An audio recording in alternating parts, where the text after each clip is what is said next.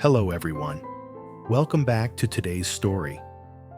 In this episode, we follow Alex and Tuna in the quiet aftermath of a powerful storm that nearly tore their world apart. As Tuna falls gravely ill after braving the rain to protect what they built, Alex rushes her to the hospital, torn between fear and love. Through sleepless nights and the hum of hospital lights, he's forced to confront what truly matters. Not the contracts, not the farm, but the fragile heartbeat of the woman he loves.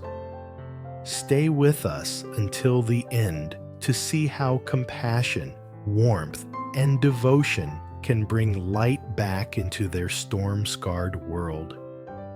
And don't forget to subscribe to help us reach 10,000 subscribers. Your support truly means the world to us. The storm had swept through the valley like a wild beast, tearing branches, flooding paths, and howling through the night until the first pale light of dawn broke through. When morning finally came, the farm stood battered but alive. The grapefruit trees bent under the weight of the rain, the chicken coops half submerged in muddy water, and puddles glimmering under a dull silver sky. Alex stood outside, sleeves rolled up, overseeing the repairs.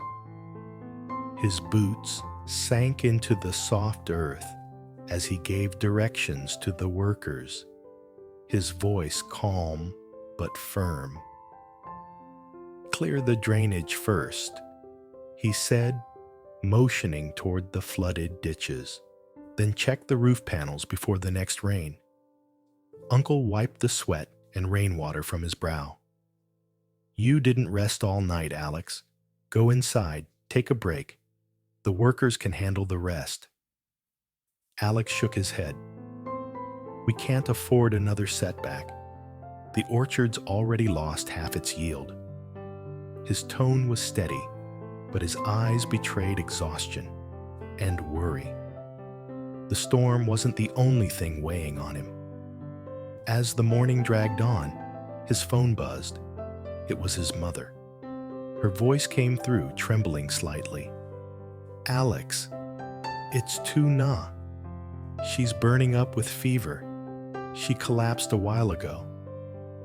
For a heartbeat, Alex couldn't speak. The rain dripping from his hair suddenly felt ice cold. "What? How bad is it?" "She's shaking. Her body's so hot I could barely touch her forehead. You need to come home now." He didn't wait for another word. "I'm on my way." He shouted a few quick instructions to Uncle and sprinted to his truck. Mud splashed under his boots as he jumped in and turned the ignition. The engine roared to life, tires spinning against the slick road. His heart thudded hard against his ribs, his knuckles white on the steering wheel. How could she get sick so suddenly? He replayed the night before. The way Tuna had gone outside to help cover the coops despite his protests. She'd stood in the cold rain, her clothes drenched, refusing to rest until every chicken was safe. He should have stopped her. The rain had calmed, but the road was still wet and glistening as he raced home. The trees blurred past his window, the hum of the engine mixing with the pounding in his ears. When he reached the house, he threw open the door and rushed inside. His mother was crouched beside the bed, pressing a wet towel against Tuna's forehead. The sight made his chest tighten. Tuna lay there, face pale, lips dry, her breathing shallow. Her hair was damp with sweat, her skin hot to the touch. "Her fever's high," his mother said, her voice tight with worry.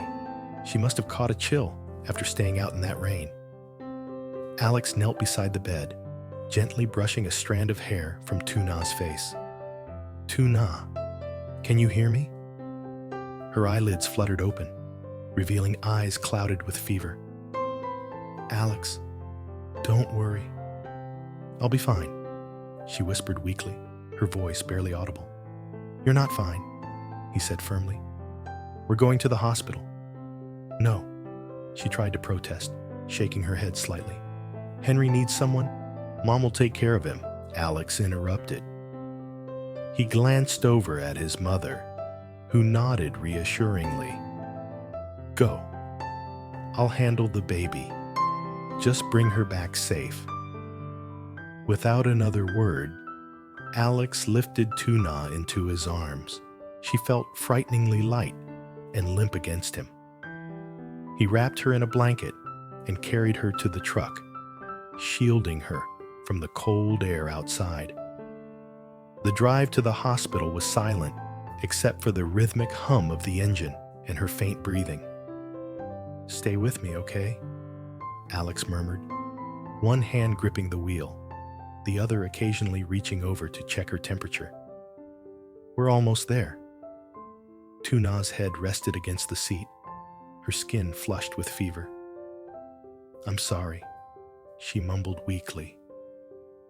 "I didn't want to make you worry." Alex's throat tightened. "Stop apologizing. You don't have to face everything alone."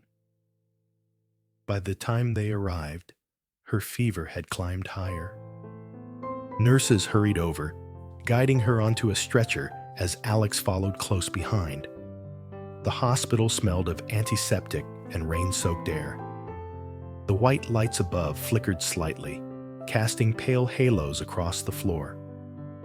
A doctor appeared, speaking quickly as he examined her. "Severe fever, likely due to exposure and exhaustion.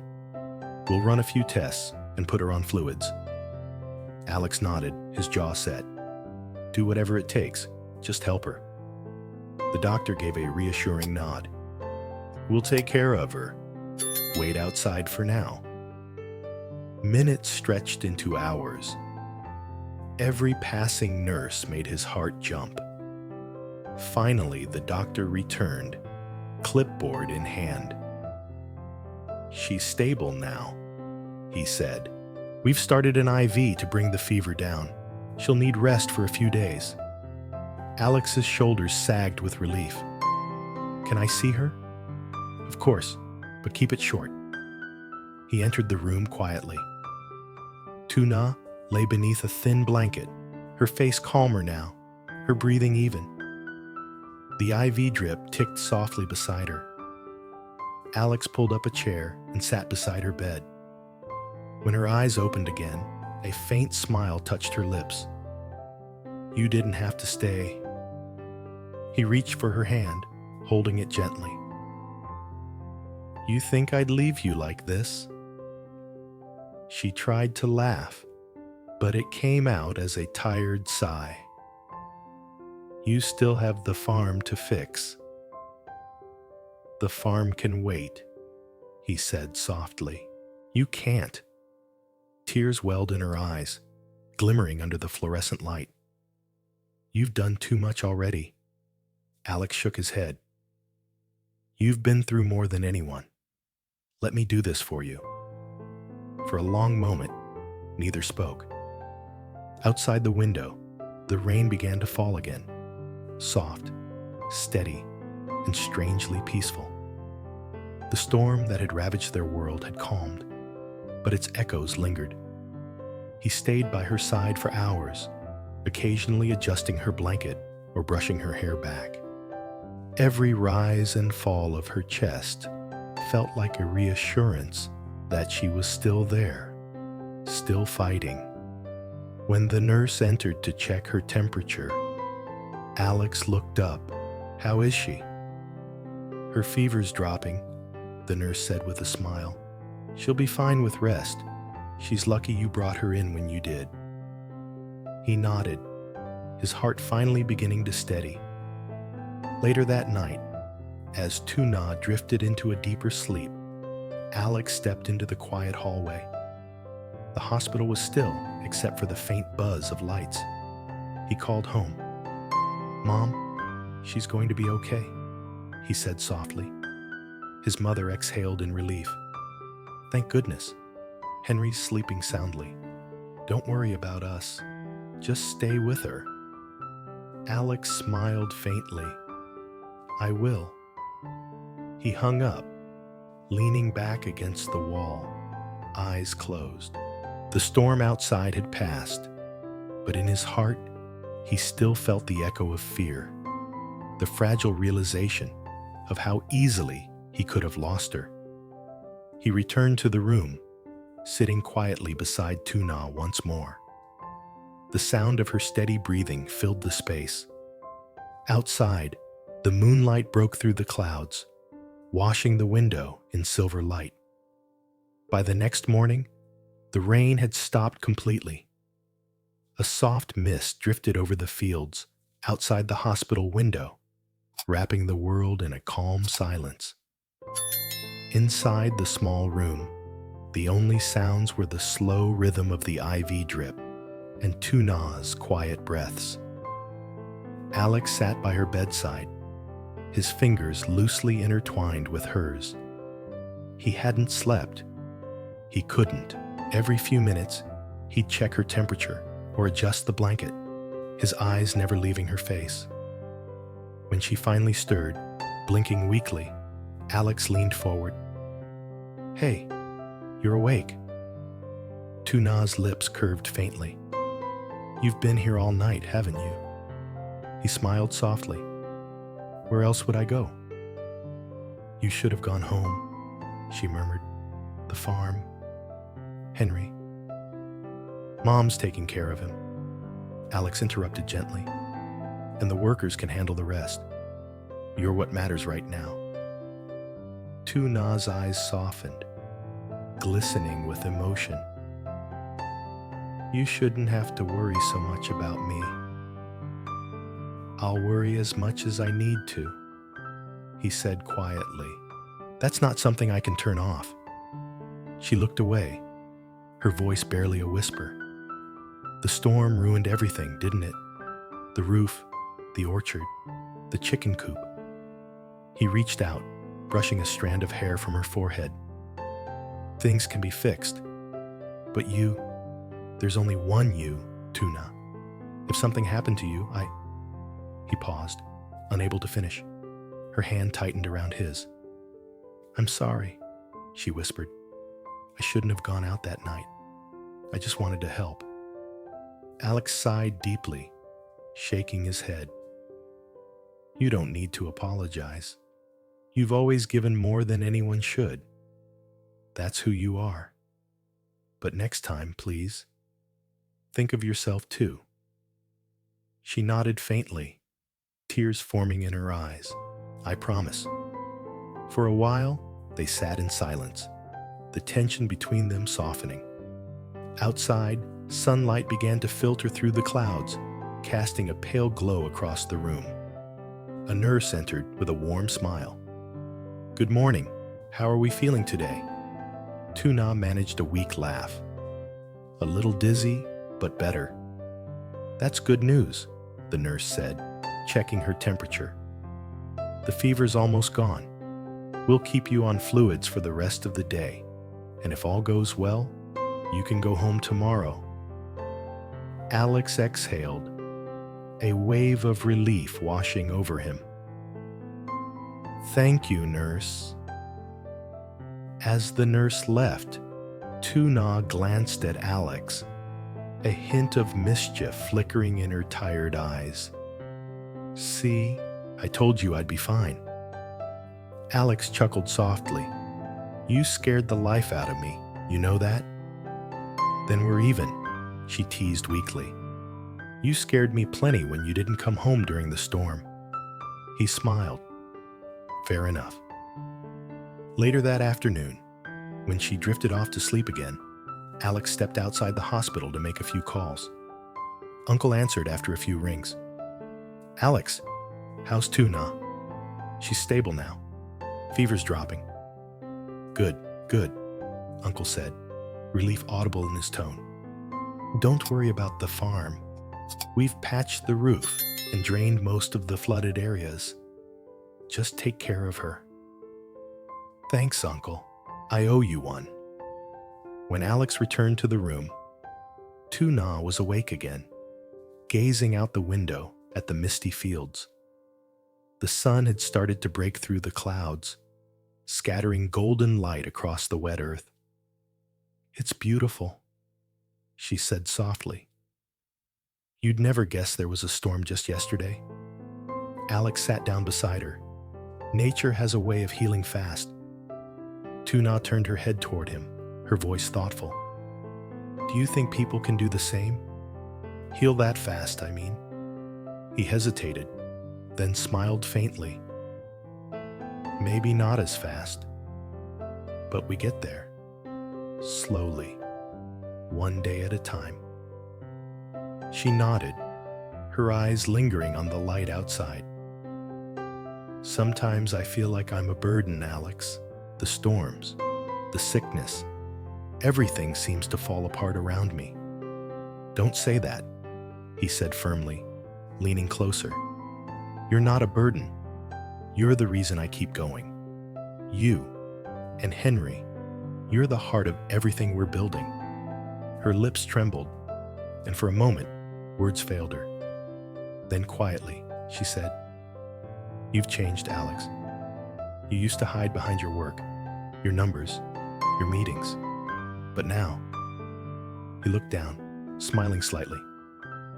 "Maybe the storm washed a few things clean." She reached for his hand again, squeezing it gently. "Thank you for not giving up on me." He shook his head. "You're the one who taught me what it means to stay." Evening came, and the hospital lights flickered on, bathing the corridor in a soft golden hue. Alex stepped out briefly to buy dinner from the cafeteria, a small bowl of porridge and warm soup.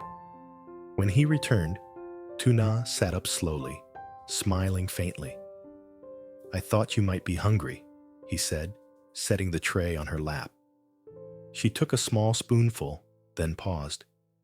"You even remembered I like ginger soup." "Of course," he replied. "You used to make it for everyone whenever someone caught a cold." Tuna chuckled softly. "And now it's your turn." After dinner, the nurse returned to check her vitals again. "If your temperature stays normal tonight," she said, "you can go home tomorrow morning. But take it easy for at least a week. No lifting, no working out in the rain. Understood?" Tuna smiled obediently. "Understood." When the nurse left, Alex looked at her seriously. "Promise me you'll listen this time." She laughed weakly. "I promise." Later that night, as the hospital grew quiet, Alex sat near the window, looking out at the lights flickering over the distant fields. Tuna lay sleeping, her hand resting lightly on the blanket, her face peaceful at last. He thought of home, of his mother, rocking baby Henry in her arms, of the gentle creak of the wooden floor, of the smell of rain lingering over the farm. He longed for that calm, that warmth. When dawn approached, Alex dozed off in the chair. The nurse came in early, smiling at the sight. "You should get some rest too, sir," she whispered. "I'm fine," he murmured, eyes half closed. A few hours later, Tuna's discharge papers were ready. Alex helped her into a clean set of clothes, still moving carefully, mindful of her lingering weakness. When they stepped outside, the air was fresh, filled with the scent of wet earth and blooming grass. At the gate, a familiar car waited, his mother inside, holding baby Henry. "Mom!" Tuna called out, her voice trembling with joy. She hurried forward as much as her strength allowed, tears filling her eyes. Henry let out a tiny squeal, reaching his small arms toward her. The moment she held him, The exhaustion seemed to melt away. She pressed her cheek against his soft head, whispering, "Mommy's here, my little one. I missed you so much." Alex watched, smiling quietly. His mother turned to him and said softly, "You did well, son." He nodded. We both did. Back home, the farm was still damp, but peaceful. The workers greeted them warmly, and Uncle waved from the orchard. Inside the house, everything smelled of ginger tea and comfort. Tuna sat down on the couch, cradling Henry, while Alex brought her a warm blanket. She smiled up at him. "I never realized how good it feels just to be home." Alex knelt beside her, brushing a finger across Henry's tiny hand. "You scared us all, you know." "I'll try not to do that again," she said, playfully, her voice light but full of meaning. He chuckled softly, leaning in to kiss her forehead. "Good, because I don't think my heart could take another storm like that."